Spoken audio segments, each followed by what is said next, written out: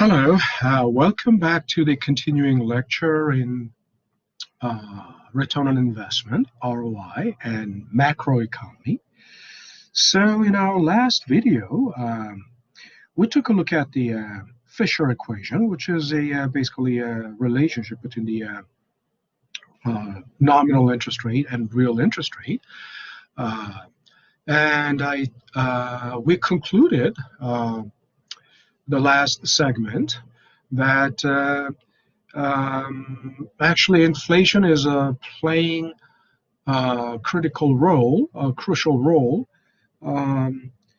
in macroeconomy.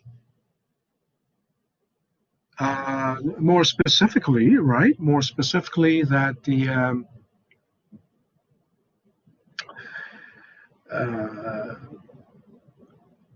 in terms of borrowing, right? When inflation, because whenever there is inflation, any positive inflation would reduce the interest rate. I mean, in terms of real interest rate, right? Because nominal interest rate is fixed, right? I mean, when you borrow money or lend money, right?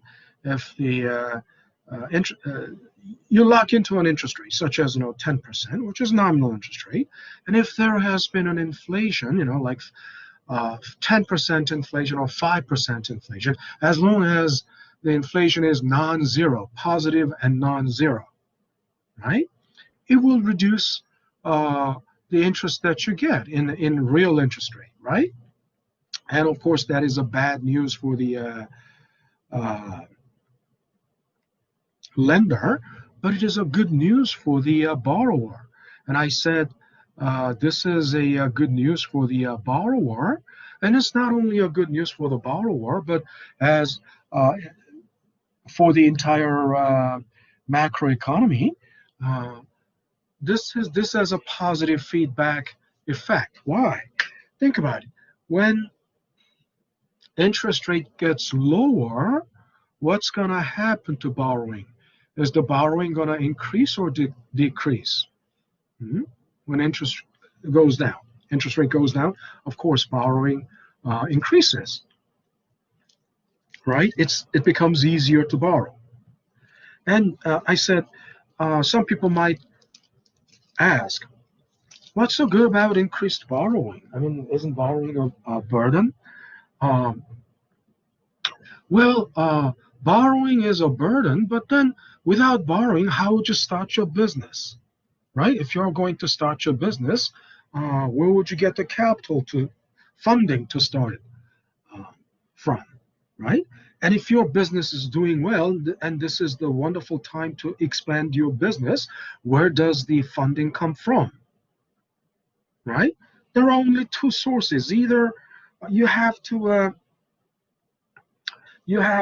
reach into your pocket. I mean, if your business has been thriving, so you must have made a lot of profit, and the profit is being saved.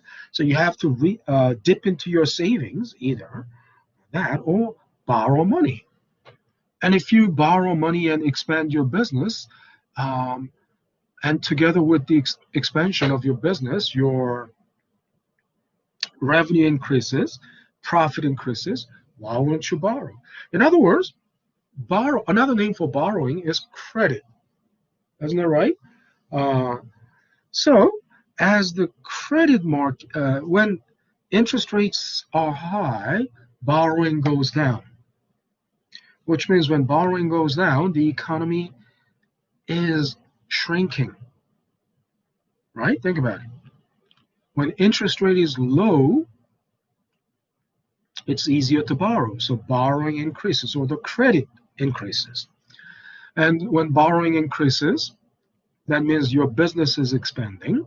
And when your business when the businesses are expanding, what happens? They hire more workers, hire more resources, right? So what happens? There's a feedback loop, right? It causes a chain reaction. When uh, the workers are hired, new workers are hired. What does that mean? They make income, they earn income, and with the income, what do? They spend. They spend on the rent, spend on the food, spend on the cars, spend on and then that feeds back into the economy, right? So increasing credit is not a bad thing, right? On the other hand, if interest rate goes up, what's going to happen? Credit goes down, right? Borrowing goes down. And as borrowing goes down, what happens? There is no expansion of the business, right? And the, the people who could have been hired and people who could have been who could have earned income and spent their uh, earnings won't be able to spend. And what's going to happen? Then they're not spending on food, they're not spending on rent, they're not spending on cars, they're not spending on clothing. There will be a negative chain reaction, and negative feedback loop back into the economy. So what happens? The economy will shrink, right?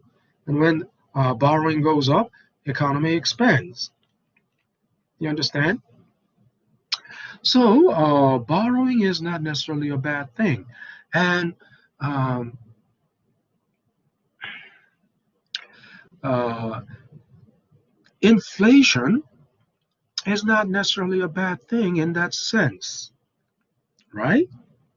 Because any positive level of inflation lowers the borrowing cost, lowers the burden, right, of borrowing, and then it will help the economy to expand.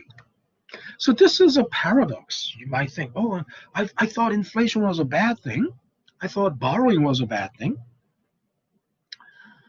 There are lots of paradoxes in economics. One thing is, you saw this paradox about the inflation and borrowing. Another, and the paradox about inflation is also the paradox of what they call um, thrift. What's a thrift, right? Being thrift is, being parsimonious. In other words, saving a lot. You don't spend. But if you only save and don't spend, what's going to happen? Who's going to make? Why weren't there at the beginning of the pandemic, COVID-19? Why weren't? Why was the U.S. in such a short supply of masks? Why was U.S. in such a short supply of PPE, personal protection equipment? Why? Because in the U.S. nobody was making them. Why? It's cheaper to make them in the overseas and just uh, import. I mean, there are uh, makers of those PPE in low wage countries like China, or I mean, China is uh, no longer as low wage as back in the 1990s or early 2000s. But still, countries like, but they will find, but there are countries that are economically developed, advanced, and still make plenty of everything. Of course, South Korea, one good example, economically advanced, uh, wealthy country. Uh, they don't make masks on their own, but some of them would make uh, on South Korean soil. But they mainly exported from China, right? Because it's cheaper to make it there. And then another reason is in South Korea, the health insurance is, single payer system. In other words, it's, national healthcare system. So, uh, The funding is basically the infrastructure. There's an infrastructure for basically all uh, possible situations, all preparation, prep for. In the U.S., healthcare system is not one single payer system. It's not nationally. So if they only healthcare only funding for healthcare is concentrated only on the uh, where the demand is high, right? For example, if you don't find any hospitals in a remote countryside in the U.S. I mean, if you go to like, uh, obviously, why? Because no doctors want to set up their practice. No hospitals want to set up the practice in an area where the population is relatively, population density is low, and where the average, income level is low. All hospitals want to cater to uh, wealthy patients, wealthy people, because that's where they can make money. Now, this is the problem of um, decentralized uh, healthcare system, because they will always overlook the poor and the market where money cannot be made. And private insurances don't want to pay for um, what they and again, pharmaceuticals, in the U.S., 21st century. I mean, you heard of? Do you know what military industry complex is? Right. That's been supporting the U.S. economy since like the World War II. That 21st century military industry complex is actually the healthcare pharmaceutical complex. Knowing that pharmaceutical companies charge outrageously exorbitant price for, and hospitals also bill. I mean, think about it. You go to a hospital, then the hospital bill is like hundreds of thousands of dollars. Of course, they bill you like that. No, no, they know that you can't pay that bill, but they bill you like that because they know the insurance will pay. Of course, insurance will uh, not pay that amount. They will try to fight to knock off the dollars, right? Knock off the amounts. But knowing that, it's like when the lawyer sues, they sue for an exorbitant amount, which is really, uh, uh, and why? Because they know they cannot win that amount. There will be a negotiation, and after negotiation, then uh, that settlement amount will go down, right? So it's like overprice. Knowing that you cannot really sell it at that price, you just charge high, uh, uh, outrageous amount. And when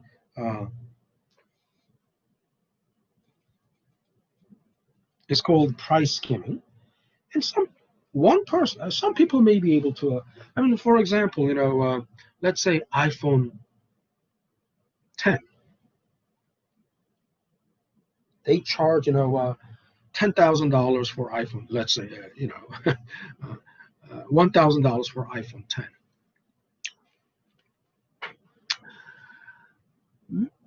Thousand, maybe not thousand people may not pay for that. Thousand people may not afford $1,000, but at least two people can afford to pay 1,000. And this is the top layer of the market.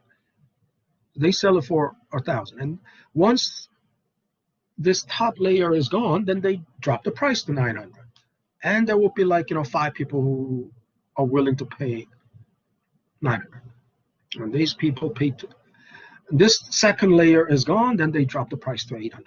So it's just like that. Lawyers, when there's a lawsuit, they sue for outrageous amount of money, knowing that that's not going to be uh, the settlement amount. And after negotiation, a series of repeated negotiations, then the amount settles to something more reasonable. Now, hospitals, when they are billed this amount, they won't pay uh, by the hospitals. When they are, I mean, insurance companies, when they are billed this amount by the hospitals, they don't pay that. They settle for something more reasonable. Anyway, because of this, healthcare and insurance, uh, pharmaceutical insurance complex, right? Um, so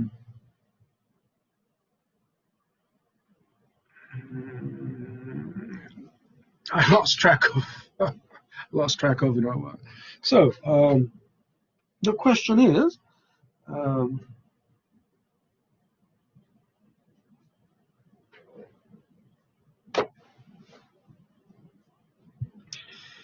uh, the inflation is not necessarily a bad thing. Okay, why? First of all,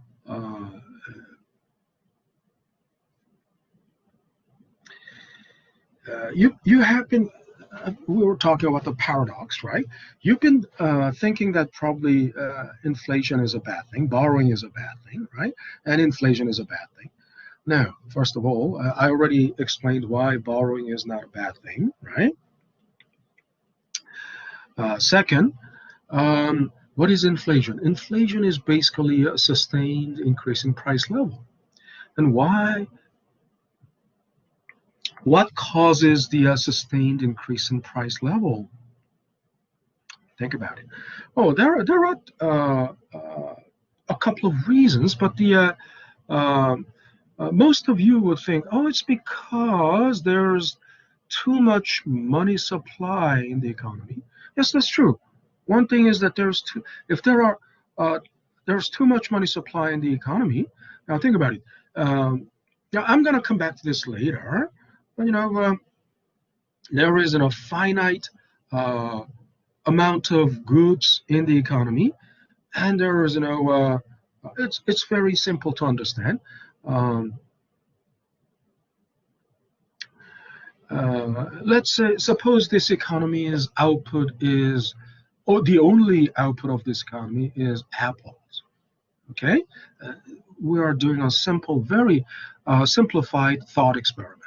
So the economy has only apples, and so there are like 100 apple trees, and bears, each apple tree bears 1,000 apples. Now there are 100 trees, 1,000 apples times 100 trees times 1,000 apples, 100,000 apples. Okay, or let's make it 1,000 trees and 1,000 apples, 1,000 apples per tree. Then there will be 1 million apples in this economy, right? Um, well, the apple is the only output. You can either eat the apple, or exchange this apple with bananas in another economy. Another economy grows bananas, or another economy uh, raises cattle. So you can exchange, let's say, uh, uh, 10 kilos of apple with 1 pound of beef or whatever. But, but before bringing in uh, other economies, right? Just one economy, single economy, and Apple is the only output. Suppose we introduce uh, money here. Now, if there are 1,000 trees and each tree bearing 1,000 fruit, and if we introduce $1 million into this economy, what's going to happen to the what should be the price per apple? Hmm? Well, since there is no other product but just the apple, if there are $1 million, right, uh, it will be $1 per apple, isn't it right? The price will be $1 per apple. Now, if suppose this economy grows, what does that mean? Maybe the farming technology improves. Fertilizers improve. Or whatever. Um, for whatever reason, uh, each tree now bears 2,000 apples. Each tree bears 2,000 apples, right? Then what does that mean? The size of the economy doubled, right? There will be 2 million apples uh, in the economy. And if there are still $1 million in the economy, what's going to happen to the price of an apple? Hmm? There are 2 million apples and $1 million. What's going to be the price per apple? Some people might say $2. No, how can it be $2? 50 cents, right? Isn't that right? Because only $1 million, 2 million apples, you divide 1 million by 2 million, will be 50 cents. Make sense? On the other hand, now, so the price has gone down in this case, price. But uh, if you want to, but if you inject another 1 million, so if there's $2 million in the economy, what's going to happen to the price of an apple? It will still remain at $1. Make sense? Price won't change. Um,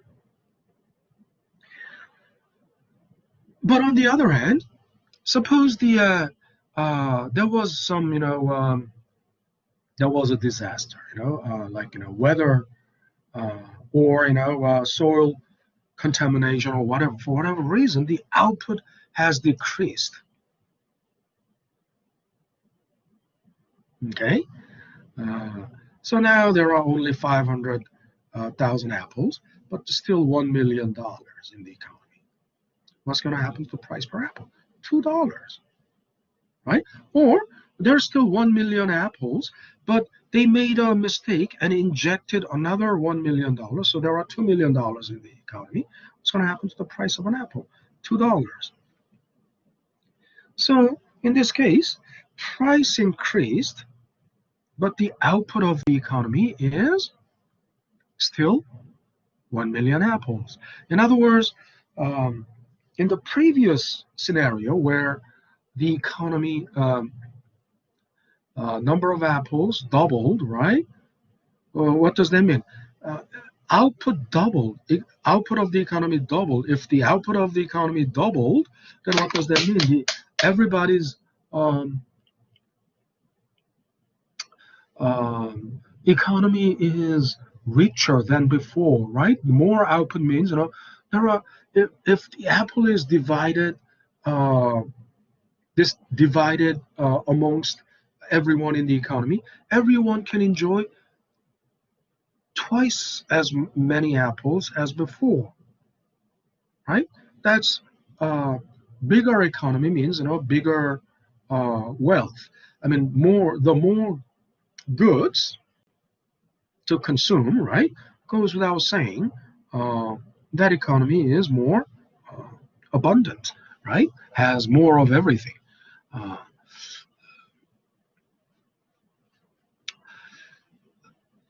but when and there's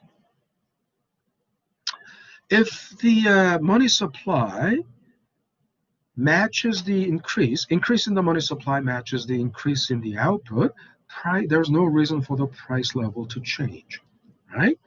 Now, if apples, um, on the other end, um,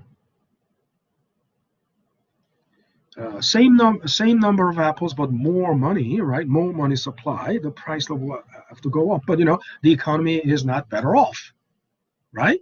The economy is not better off because the output of the economy is still uh, 1 million apples, and the price just doubled, right? this is one case of inflation, but in most cases, inflation is also, most cases, inflation is caused by what? Now think about it. Why does the price go up? Hmm? Forget about the um, injection of another $1 million. One reason price goes up is one obvious reason that the prices go up is um, increased demand. Increased demand. Don't you think? If the demand increases, right, price will have to go up. Now, there are 1 million units of iPhone 10 produced and supplied to the market. And if the demand is 1 million, right, the demand and the supply meet, right?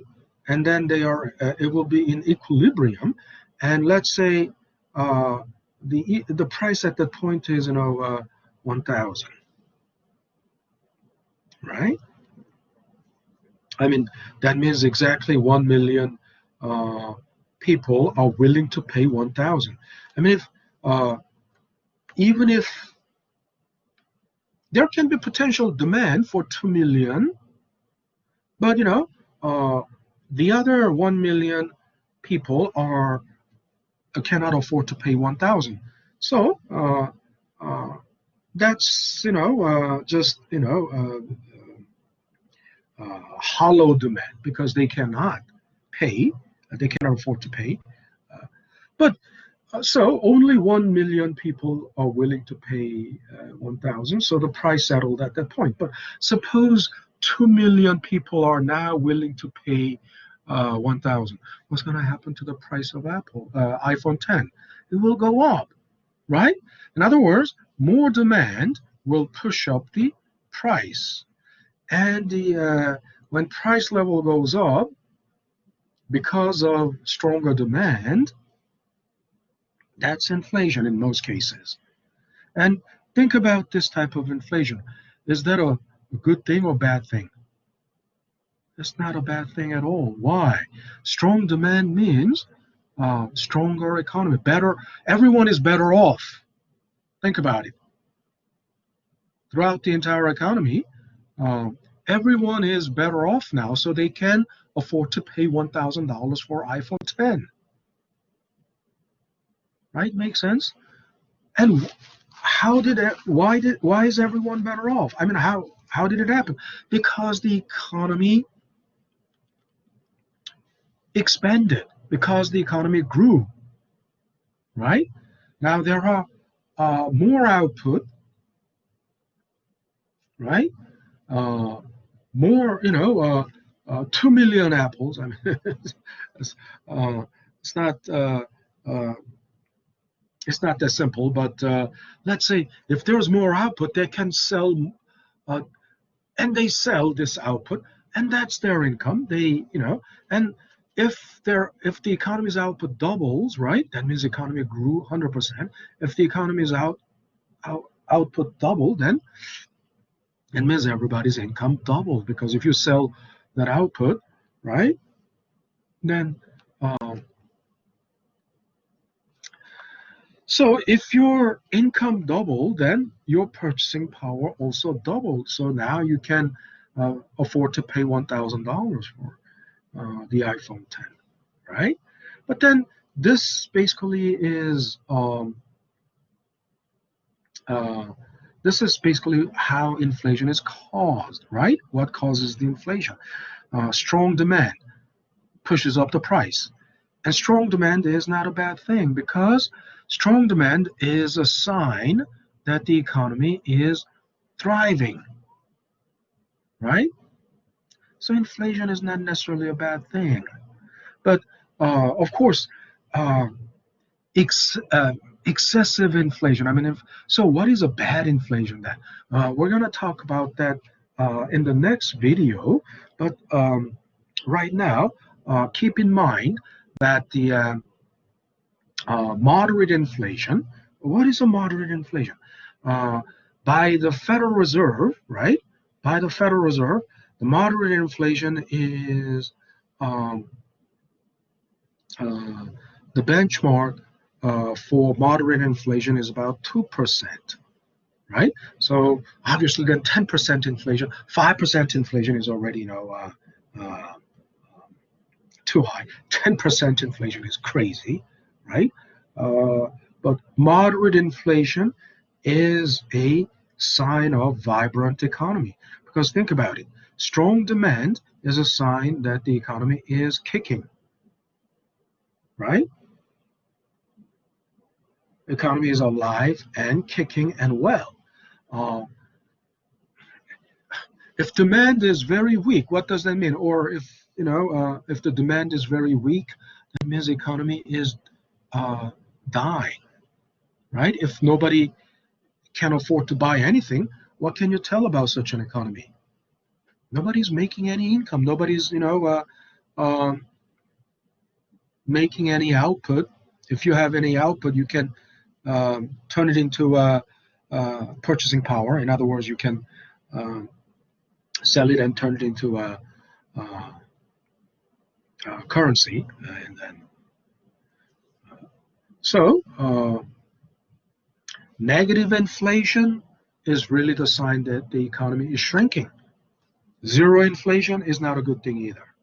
Zero inflation means economy is not uh, growing, right? All right, so that's it for this segment of the video. Uh, I will see you in the next video. Thank you for watching. Stop recording.